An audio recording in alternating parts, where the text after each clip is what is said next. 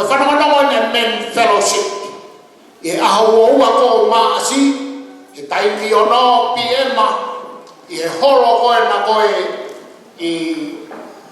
o tala o wha ngawe aki e ofa pau vale kai whekau ofa pau vale ko ia holo koe o ku e whai ai e polokalama ai men fellowship whai ia he aho ua tohi ia tui aho tohi aho ua maasi koe taimi koe ono men fellowship sai whawetai me whamalola hea ki he otoa sai tau honga koe ni he whanonga kei toi lahi me whanonga whanonga le rei mai koe whanonga nia ke kau whai whekau koe whamanatu atu ho pesete toru pe koe levi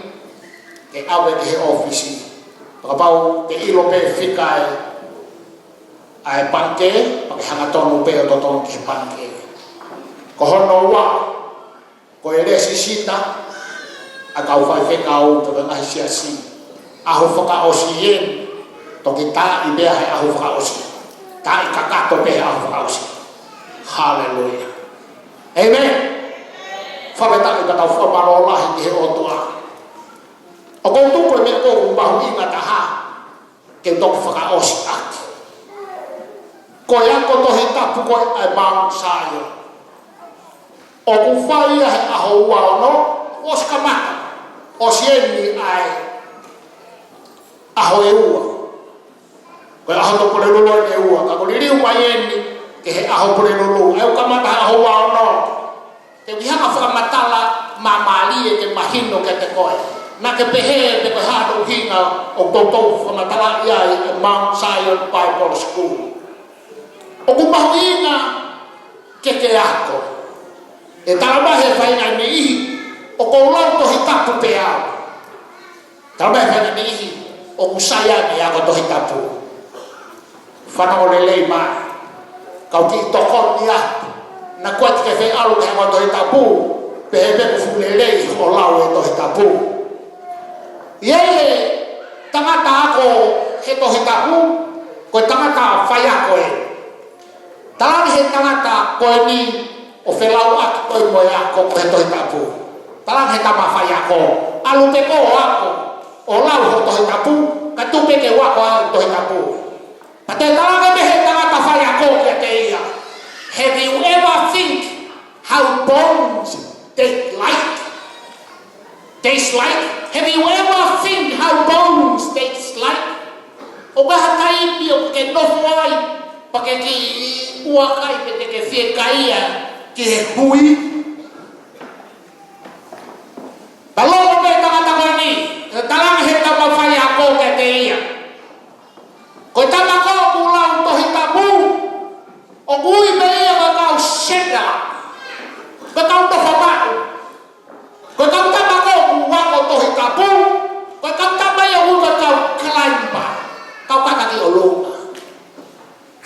kabau ke fie mau ke kau he kau kaka oke aku dah betul tahu. Kamu berfirman betul yang nofo pe,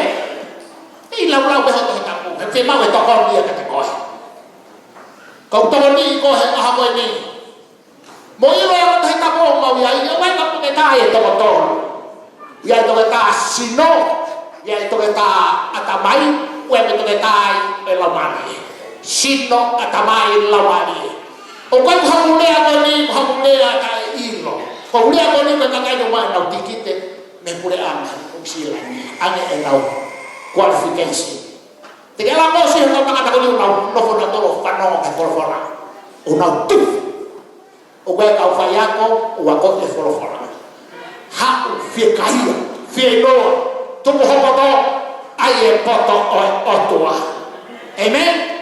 Bagi aye poto otua, teke ikon, ekolfora. Iho mongi, febe fetuk te am kiai, oke alu berpoto na thoto. Haleluya. Kodo itu mana ia, se atu magi tau tau aku ini. Kapai foki masih isu, toka ma toke foki masih isu. Sai hama ni kami ka hama mana kita hoba kiai.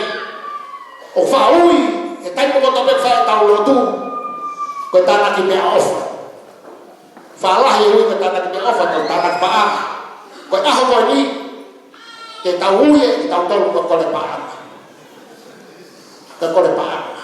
mau siu he ngai shopping we ka ta mai no alu pe pala pe ka tanah ke sini ko le ko ni